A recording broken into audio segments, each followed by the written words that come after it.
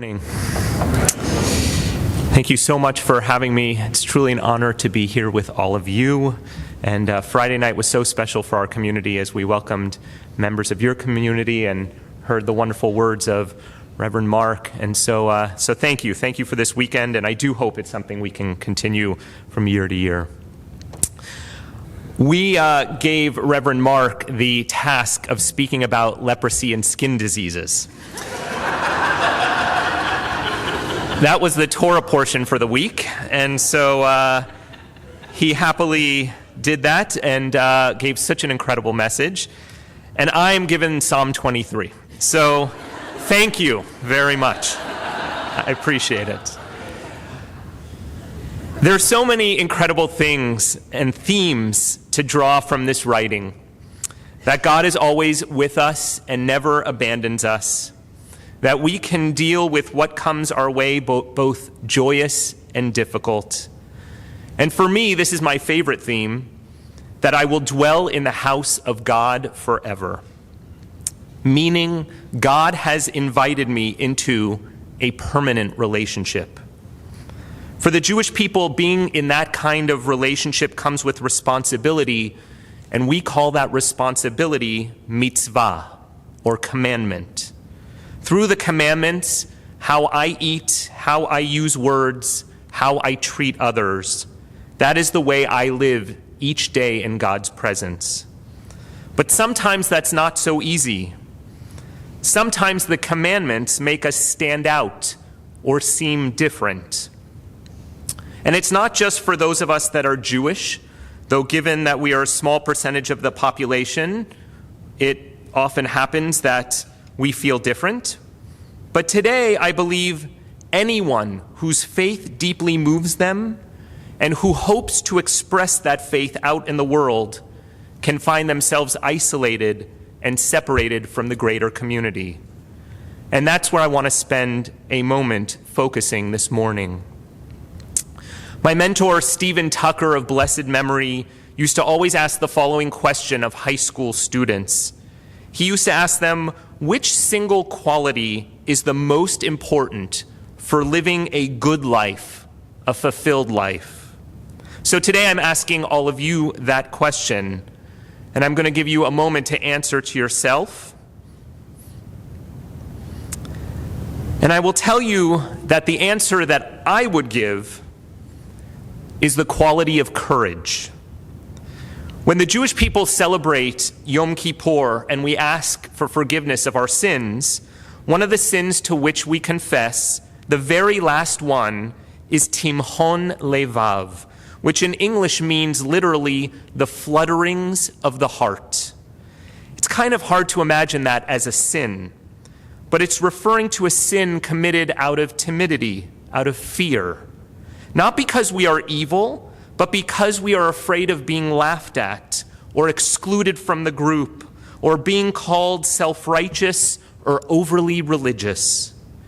Timhon Levav is the confrontation with our cowardice and the call for our courage. But how does that lead to sin? So there's a great example in the Torah in the 5 books of Moses. You may recall that the big sin that prevented the generation of the wilderness from entering the land, it's not necessarily the golden calf. In our tradition, it was the sin of the spies, my favorite story given my name, where Moses sends 12 spies into the land, and 10 of them come back with a bad report, saying we can never enter it, everybody there is a giant, it's impossible. But there are 2 spies, Joshua and Caleb, and that's why I love the story. They say, no problem. We are with God. We can do it. We can enter that land. And the commentators try to figure out why this is such a great sin. Why is this story such a great sin? And most of them say, as you would expect, they didn't have enough faith in God. They should have believed that God would take them in. But there's a famous Hasidic rabbi who has a different answer. He notes that the spies say that everyone living in the land were giants, and we saw ourselves as grasshoppers. And that's the way they saw us too. He says that the sin there is not that they saw themselves as grasshoppers, but they cared how the Canaanites saw them. In other words, they did not have the courage to define themselves only by themselves. They worried about what others thought at a time where they should have concentrated on what they believed and what they knew. We know that in some cases, this fear has terrible consequences. I remember my 4th grade Hebrew school teacher, Mora Michal. She was a Holocaust survivor, and she always asked us to think about 2 questions whenever we studied the difficult subject of the Holocaust. How would I have acted if I was a guard? And how would I have acted if I was an inmate? Would have I succumbed? Would I have had the courage, the internal courage, to be different from the evil around me if I was a guard? Or from the despair and hopelessness if I was an inmate? But you don't have to be that serious and that cataclysmic to understand what this means. You know that my dean in rabbinical school at the University of Judaism, which today is the American Jewish University, Rabbi Brad Artson, he used to tease me. Every moment I left school, every single day as I drove out of the parking lot, the very first thing I did, I would take my yarmulke off. One hand on the steering wheel, the other hand on my head, and I would take it off. For the very simple reason that I didn't want to walk around the city of Los Angeles and be the guy with the yarmulke. I didn't want to walk into the grocery store and have the clerk think, oh, here comes the guy with the yarmulke. I wanted to be seen as me. I used to think of it sort of parallel to what used to happen years ago. They're much better about it today, but when I would order a kosher meal on an airplane. If anybody has ever ordered a kosher meal on an airplane, years ago, you used to know exactly what would happen. All of a sudden, over the PA system, you would hear, kosher meal, Kalev, 21B, identify yourself. It was like a spotlight right on your seat, and there is nowhere to hide. There you are, the kosher meal guy. And they would bring it to you, and not only that, it would be overly wrapped in cellophane, and you're taking off all this wrapping around it, and the guy next to you is looking at you, and you're thinking, dear God, I couldn't have just brought my own food? Couldn't I have said I wasn't hungry? And I know this because it happened to me more than once, and every single time it happened, I would look at the reaction of the people around me. And invariably, there would be someone who would give me a look that I construed as a dirty look. Maybe it wasn't, but I thought it was. And I thought, why does this guy not like me? It couldn't be because of me. I've been perfectly nice.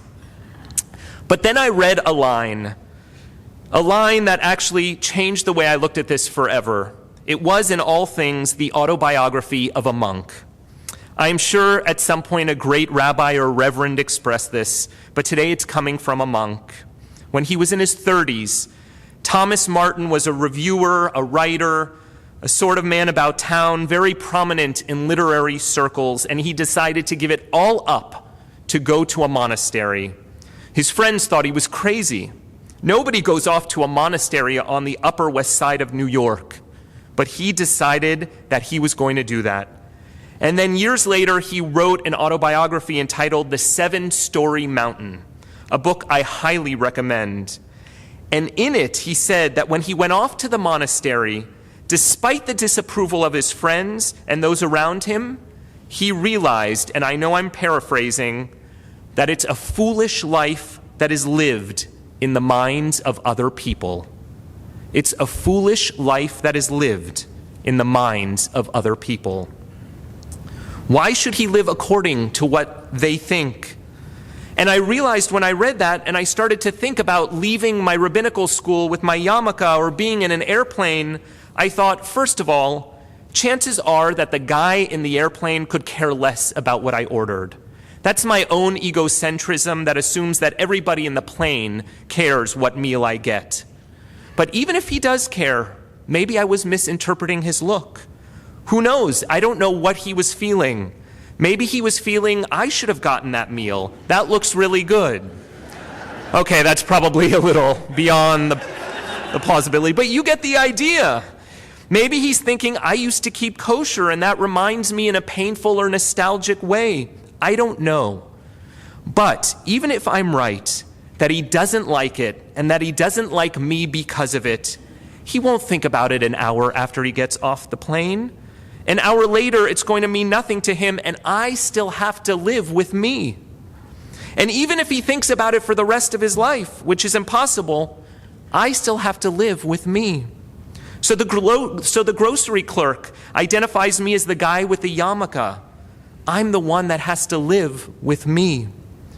It requires a certain kind of courage, not the kind of courage of throwing yourself on a grenade, but the emotional courage to not bow to the opinions of other people, even when they are difficult to endure, and they often are. Even goodness is not genuine without courage. If you are good to somebody because you fear their disapproval, then you are being prudent, not good. Then you are protecting yourself, not being good. Goodness is being good in spite of whatever the other person may think, because it comes from within you. We recognize it and we revere that idea. That is in some ways what makes High Noon such a famous, iconic movie. Here's a guy, Gary Cooper, who doesn't care. Forget the physical courage he has to show to stand up to the bad people who are coming to town. The point is, he finds it impossible to deny who he is, because who he is comes from inside himself, not from the outside. So I learned it from a monk and from a movie. At a certain point, you recognize that it's the only kind of thing that enables you to be free. Without that kind of courage, you live life as a slave.